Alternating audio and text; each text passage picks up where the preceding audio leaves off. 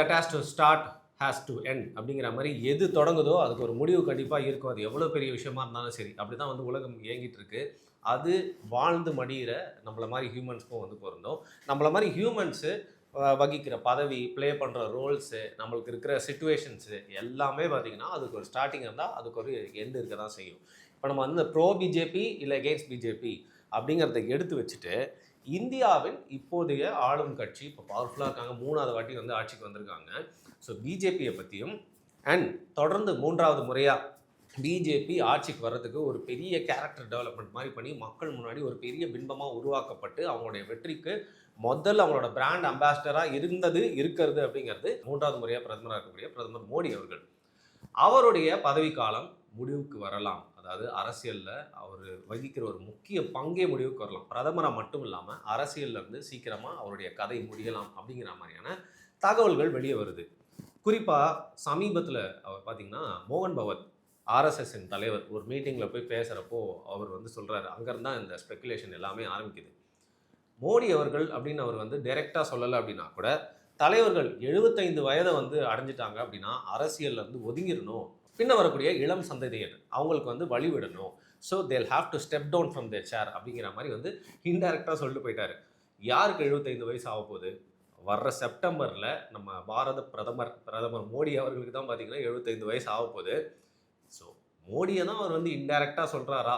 ஆர்எஸ்எஸ்க்கும் பாஜகவுக்கும் என்றைக்குமே வந்து ஒரு உரசல் இருந்துகிட்டே இருக்கும். யார் வந்து யாரை கண்ட்ரோல் பண்ணுறா அப்படிங்கிறது. பட் என்றைக்குமே ஆர்எஸ்எஸ் பாஜகவை கண்ட்ரோலில் வச்சுக்கணும் அப்படின்னு நினைக்கிறது இன்றைக்கி நம்மளுக்கு புதுசு இல்லை. அதை தான் தொடர்ந்து பண்ணுறாங்களோ. நம்ம இயக்கத்தை தாண்டி ஒருத்தர் வந்து வளர்றாரு, இயக்கத்துக்கு தாண்டி எந்த ஒரு தனி மனிதனும் இல்லை அப்படிங்கிறது தான் ஆர்எஸ்எஸ் என்றைக்குமே வந்து கடந்த ஹிஸ்ட்ரியில் வந்து ப்ரூவ் பண்ணியிருக்காங்க. அதுக்கு வந்து பார்த்திங்கன்னா சிறந்த உதாரணம் அதானி போன்ற பலர்களை நம்ம வந்து சொல்லலாம். சும்மா கோலோ வச்சுட்டு இருந்தாங்க. பாஜகன்ற ஒரு கட்சி இருந்ததுன்னே இந்தியா முழுக்க வந்து ரத யாத்திரையின் மூலியமாக வந்து ரொம்ப மக்களை போலரைஸ் பண்ணி பாஜக பக்கம் திருப்பினதில் ஒரு பெரும்பங்கு ஆற்றினது அத்வானி. அதை அறுவடை பண்ணவர் தான் மோடி அப்படிங்கிறது ரொம்ப உண்மை. அத்வானியினுடைய ஒரு ஃபேமு, அத்வானி வந்து கட்சியை கொண்டு போய் குஜராத்தில் வந்து பாஜகவின் அவசியம் வந்து ரொம்ப அதிகமாக ஏற்பட்டு அந்த விதையை வந்து அறுவடை செஞ்சவர் தான் வந்து மோடி போன்ற நிறைய தலைவர்கள். பாஜக இருந்த இந்தியா முழுக்க இருந்த நிறைய தலைவர்கள். அதில் மோடி ஜெயிச்சு பிரதமர் ஆகிறாரு. ஒரு பெரிய பின்பம் மோடின்னு சொல்லிட்டு வந்து கட்டமைக்கப்படுது. ஸோ இன்னைக்கு பாஜகன்ற வார்த்தை கூட செகண்ட் தான். மோடியுடைய அரசாங்கம், மோடியின் ஆட்சி அப்படிங்கிறது தான் வந்து பார்த்திங்கன்னா பெரும்பான்மையான இந்தியர்கள் இன்றைக்கு வரைக்கும் பார்த்துட்டு இருக்கிறது. இந்தியாவில் வாழ்கிற இந்தியர்கள் மட்டும் இல்லாமல் வெளிநாட்டில் வாழ்கிற இந்தியர்கள் யாருக்கெல்லாம் வந்து பாஜக பிடிக்குமோ அதோட அதிகமாக அவங்களுக்குலாம் வந்து மோடியை பிடிக்கும். ஸோ மோடியை தான் ஒரு ஹீரோவாக, ஃபேஸ் ஆஃப் த பார்ட்டியாக வந்து பார்த்துட்ருக்காங்க. அதுதான் உண்மையும் கூட. அவருடைய பாப்புலாரிட்டி அவர் 3வது முறையாக இப்போ ரீசெண்ட் டைம்ஸில் வெல்றப்போ கொஞ்சம் கம்மியாக இருந்திருந்தாலும் இன்றைக்கு வரைக்கும் முற்றிலுமாக சரிஞ்சிருச்சு அப்படின்னே வந்து சொல்ல முடியாது. அதால் தான் ஒரு சக்ஸஸ்ஃபுல்லாக 3வது ரெஜிமை வந்து இப்போ வந்து நடத்திட்டு இருக்காரு. ஸோ வெளிநாட்டு சுற்றுப்பயணங்கள், சூப்பரான ட்ரெஸ்ஸு, ஃபோட்டோ ஷூட்டு, இந்த மாதிரி பல விமர்சனங்கள் சொன்னாலும் இன்றைக்கி இந்தியாவில் கடந்த ஆல்மோஸ்ட் 15 வருஷத்தை வந்து அடைஞ்சு முடிச்சிருவார்ல இந்த ஆட்சி முடிஞ்சால்.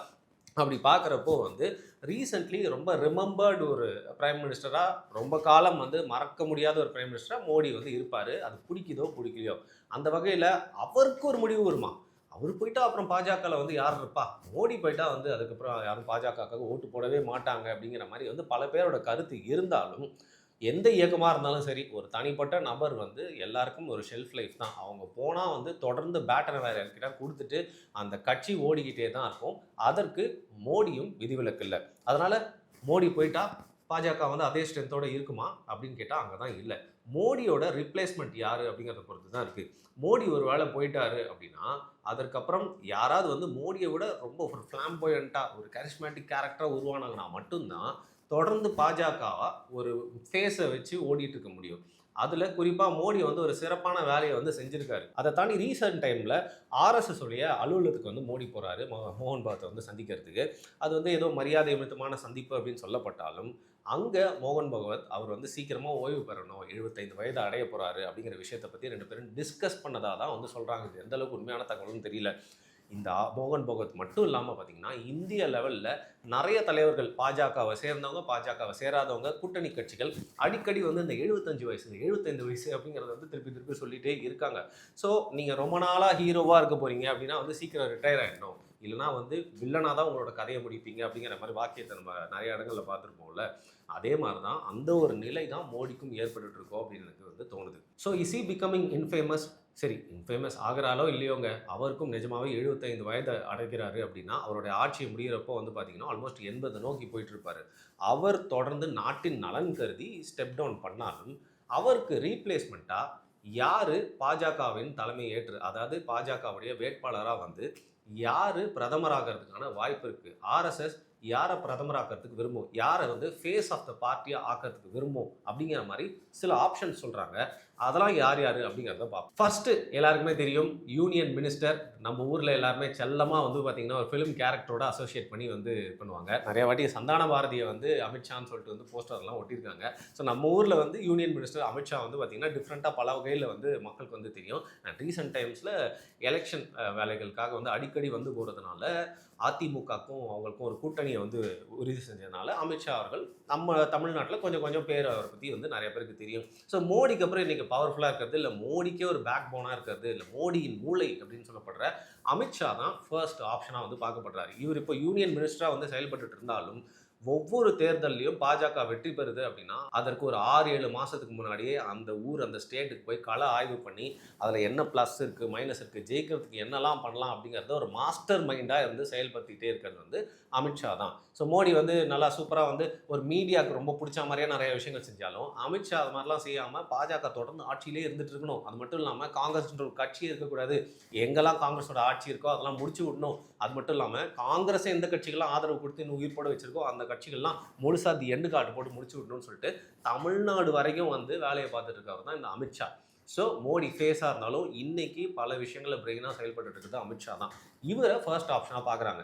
இவருக்கு ஒரு ப்ளஸ் அப்படின்னு பார்த்தீங்கன்னா இந்த ஸ்ட்ராட்டஜிஸ்ட்னு சொல்கிறாங்கல்ல, இப்போ பிரசாந்த் கிஷோரை வந்து ஸ்ட்ராட்டஜிஸ்ட்னு சொல்கிறாங்க. அந்த மாதிரி ஒவ்வொரு கட்சியும் இந்த மாடர்ன் டைம்ஸில் ஸ்ட்ராட்டஜி வந்து ஃபாலோ பண்ணணும் அப்படிங்கிறதால நிறைய பேர் உதவிக்கு எடுத்துக்கிறாங்க. ஆனால் அமித்ஷா அவரே வந்து ஒரு ஸ்ட்ராட்டஜிஸ்ட்னு சொல்கிறாங்க. அந்த வகையில் ஒரு மூளையே வந்து ஒரு முதன்மை ஃபேஸ் ஆஃப் த பார்ட்டியாக இருக்கிறது, ஒரு பிரதமராக வரணும் அப்படிங்கிறத ஆர்எஸ்எஸ் விரும்புறதுக்கு நிறையா வாய்ப்பு இருக்குது. அது மட்டும் இல்லாமல் ஒரு அமைப்பு ஒரு கட்சி இருக்குன்னா அதை சும்மா கண்ட்ரோலில் வச்சுருக்கணும். ஏன்னா தடி எடுத்தவங்களாம் தடல்காரன் அப்படிங்கிற மாதிரி எல்லாருமே வந்து வியாக்கியானம் பேசுவாங்க, எல்லாருமே வந்து தலைமையை வந்து அடையணும்னு நினைப்பாங்க. எல்லாருமே ஒரு ஒரு பக்கம் வந்து கட்சி எடுத்துகிட்டு போயிட்டு இருப்பாங்க ஒரு ஒரு ஒப்பீனியன் சொல்லி. யார் எது சொன்னாலும் வந்து பார்த்திங்கன்னா ரீசெண்ட் டைம்ஸில் நம்மளுக்கு ரொம்ப வருத்தமாக இருந்தாலும் ஒரு முறை அண்ணாமலைக்கும் தமிழிசைக்கும் சண்டையானப்போ கூட வந்து தமிழிசையை எப்படி அவர் டீல் பண்ணார் அப்படின்னு நீங்கள் பார்த்துருப்பீங்க. இதே மாதிரி தான் எல்லாரையும் டீல் பண்ணுவார். அந்த வகையில் ஒரு ஆர்கனைசேஷனை கட்டுக்கோப்பாக வச்சு ஸ்ட்ரிக்டாக ஒரு சர்வாதிகாரி மாதிரி வச்சுருக்கிறது அமித்ஷாவுடைய இன்னொரு பலமாக பார்க்கப்படுது. ஆனால் ப்ளஸ்ன்னு ஒன்று இருந்தால் மைனஸ்ன்னு ஒன்று இருக்கும்ல. அப்படி இருக்கிறப்போ அமித்ஷா மோடியோட கேரிஷ்மா அதை வந்து மிஸ் பண்ணுறாரு. ஒரு பர்சனாலிட்டின்னு ஒன்று இருக்கும்ல, மக்களை வந்து உங்களுக்கு பிடிதோ இல்லையோ அவங்க முன்னாடி போயிட்டு ஏதோ ஒரு குரலை வித்தியை காட்டி உங்களை வந்து ரிமெம்பர் பண்ண வச்சுட்டே இருக்கிறது அப்படிங்கிறது மோடி வந்து தொடர்ந்து பண்ணிகிட்டே இருப்பார். அந்த ஒரு வித்தை, அந்த ஒரு கலை வந்து அமித்ஷாவுக்கு வந்து சுத்தமாக இருக்காது. அவர் ஏதோ பாச்சி மதி ஜிப்பா போட்டுன்னு துண்டை போட்டுன்னு நடந்து போயிட்டு இருப்பார், பாஜகவில் இருக்கார், ஒரு லீடர் அப்படிங்கிறத தாண்டி வந்து தனிப்பட்ட முறையில் அமித்ஷா மேலே ஒரு பெரிய ஒரு ஒப்பீனியன் அப்படிங்கிறது வந்து இன்றைக்கு வரைக்கும் வந்து கிரியேட் ஆகலை, ஒரு அட்ராக்டிவ் ஒப்பீனியன். அந்த விதத்தில் நீங்கள் பாஜக ஆளும் மாநிலங்கள் மட்டும் இல்லாமல் இந்தியா முழுக்க போய் சேரணும் அப்படின்னா உங்களுக்கு ஒரு கேரக்டர் பர்சனாலிட்டி தேவை. மோடிக்கு இருக்கிறத அது பார்த்திங்கன்னா இவருக்கு இல்லை அப்படிங்கிறத இவரோட ஒரு பெரிய மைனஸாக பார்க்கலாம். அதையும் தாண்டி சர்ச்சைகள், இவர் வந்து அரசியலில் பல சர்ச்சைகளை வந்து பண்ணியிருக்காரு. அதை சில சிறுபான்மை மக்களுக்கு பல இடங்களில் வந்து ரொம்ப ஒரு துன்பமான விஷயங்கள் வந்து ஏற்படுத்தியிருக்கு. அந்த வகையில் உலக அரங்கிலையும் சரி இந்தியா முழுக்கவும் இவர் வந்து ஒரு நெகட்டிவ் ஷேடில் வந்து ஒரு பார்க்குற ஒரு விஷயமும் இருக்கிறதுனால ஏன் மோடிக்கு அது இல்லையா கேட்டால் இருந்திருக்கு. ஆனாலும் தொடர்ந்து சக்ஸஸ்ஃபுல்லாக வந்து குஜராத்தில் ஒரு சிஎம்மாக பல முறை இருந்து குஜராத் மாடல்னு ஒரு உண்மையோ மாயையோ கிரியேட் பண்ணிட்டு வந்தார்.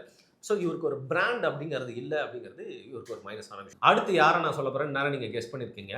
யோகி ஆதித்யநாத், யூபியோடைய சிஎம். இவர் வந்து பார்த்தீங்கன்னா தொடர்ந்து யூபியோட சிஎம்மாக இருந்துட்டு இருக்காரு. செம்ம ஸ்ட்ராங்காக இருக்காரு. அவருக்கு அங்கே வந்து கண்ணு கெட்டும் தூரம் வரை எதிரிகளே இல்லை அப்படின்னு சொல்கிற அளவுக்கு யோகி ஆதித்யநாத் வந்து யூபியை சும்மா கட்டி ஆண்டுட்டு இருக்காரு 2017 இதில் ரீசெண்டாக ஒரு விஷயம் சொல்லணும்னா, இதற்கு முன்னாடி நடந்த தேர்தல்கள்லாம் பாஜக பெரும்பான்மையாக, ஏன்னா யூபியில் நிறையா சீட்ஸில் அதை வின் பண்ணதுக்கு அவர் முக்கியமான காரணம்னு சொல்கிறாங்களே, அதே மாதிரி ரீசெண்ட் டைம்ஸில் வந்து பாஜக தலைமை வந்து அவர் சொல்கிற வேட்பாளர்கள்லாம் போடல அப்படிங்கிறனால லைட்டாக உள்ளடி வேலை பார்த்து விட்டு என் பவரை காமிக்கிறேன் அப்படின்னு யூபியில் கொஞ்சம் கம்மியாக பர்ஃபார்ம் வேணுன்ட்டே பண்ண வச்சதே இந்த யோகி ஆதித்யநாத் அப்படின்னு சொல்கிறாங்க. ஸோ தலைமைக்கு பயப்படாமல் தன்னோட பவரை காட்டி தன்னோட இருப்பை வந்து நிரூபிக்கணும் அப்படிங்கிறதுக்காக அவங்கள சில சீட்ஸில் தோல்வி அடைய வச்சு கொஞ்சம் வீக்கும் ஆக்கினாரு. அப்போ தான் நீங்கள் திரும்பி என்கிட்ட தேடி வருவீங்க, என் பவர் என்னன்னு தெரியும் அப்படிங்கிற மாதிரி அரசியல் விளையாட்டு பாஜக தலைமையோடய விளையாடிட்டு இருக்க ஒரு ஆள் தான் இந்த யோகி ஆதித்யநாத். எப்பவுமே வந்து பார்த்தீங்கன்னா சும்மா சாஃப்ரான்லேயே இருப்பாப்ல. ஸோ அவரோட ப்ளஸ் அப்படின்னு சொன்னா வந்து பார்த்தீங்கன்னா, ஒரு சர்வாதிகாரித்தனமான ஒரு கேரக்டர் வந்து அவர்கிட்ட இருக்கு. இவர் வந்து வந்தாருன்னா வந்து சட்ட ஒழுங்கை பாதுகாப்பாரு. யூபியில வந்து நிறைய விஷயங்கள் கண்ட்ரோல் எடுத்து வந்து மாத்துனாரு. அது மட்டும் இல்லாம யாரெல்லாம் ப்ரோ ரைட் விங்கோ, யாரெல்லாம் ஹிந்துத்துவா அப்படிங்கிற அரசியலை விரும்புறாங்களோ, யாரெல்லாம் பிஜேபிக்கு ஆர்டன்ட் ஃபாலோவர்ஸா இருக்காங்களோ, அவங்களுக்கெல்லாம் ஃபர்ஸ்ட் ஆப்ஷன் யாருன்னு கேட்டா, அமித்ஷாவை விட யோகி ஆதித்யநாத் தான் சொல்லுவாங்க. அந்த வகையில ரைட் விங் வோட்டிங் பேஸ்க்கு ஒரு நாயகனா இன்னைக்கு பெரும்பான்மையான மக்கள், அதாவது ரைட் விங் வோட்டிங் பேஸ்க்கு நல்லா யோசிச்சுக்கோங்க எல்லாருமேன்னு சொல்ல, அந்த மாதிரி பீப்புளுக்கு வந்து பார்த்தீங்கன்னா யோகி ஆதித்யநாத் ஒரு சிறந்த தேர்வா தெரியும்.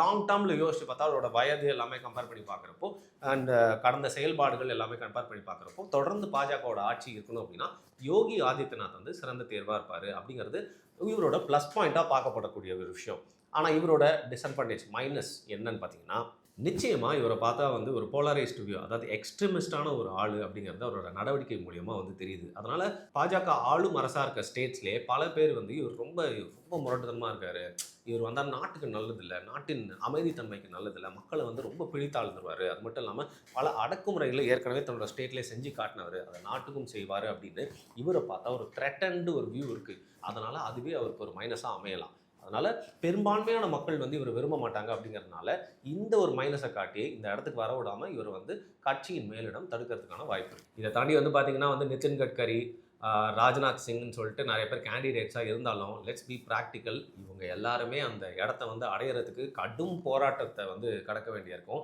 அதெல்லாம் மீறி அவங்க போய் உட்காந்தாங்க அப்படின்னாலும் வெல்வாங்களா, அவங்களுக்கு அந்த கேரக்டர் பர்சனாலிட்டி இருக்கா, மோடிக்கு இருந்தால் மாதிரி அப்படிங்கிறது ஒரு பெரிய கேள்வியாக இருக்குது. இன்றைக்கி தேதியில் வந்து பல இடங்களில் கொஞ்சம் வீக்காக இருக்காங்கன்னு சொன்னாலும் இன்னும் நிறைய இடங்களில் ஸ்ட்ராங்காக பாஜக வந்து தங்களோட அரசாங்கத்தை வந்து 3வது முறையாக வந்து நடத்திட்டு இருக்காங்க. அதனால் இந்த பவரை விட்டுருவே கூடாது அப்படிங்கிறதுக்காக என்ன வேணால் பண்ணுவாங்க. ஏன்னா ஒன் நேஷன் ஒன் எலெக்ஷன், இனிமேல் எலெக்ஷனே வரக்கூடாது, கான்ஸ்டியூஷனை மாற்றி அமைக்கிறது, இந்த மாதிரி பல விஷயங்கள் பாஜகவோட பிளானில் இருக்கிறப்போ ஆர்எஸ்எஸ் பாஜகவோட குழுமையை இழுத்து பிடிச்சு அதற்கு யார் தலைமை ஏற்கணும், குறிப்பாக மோடி அவர்கள் ஸ்டெப் டவுன் பண்ணும். ஏன்னா 75 வயது ஆகிவிட்டது, ஓய்விடுங்கள் அப்படின்னு சொல்லுவாங்க அப்படிங்கிறத நம்ம சீக்கிரமாக எதிர்பார்க்கலாம். இது ஒரு சர்ப்ரைஸாக இருக்க போகிறதில்ல.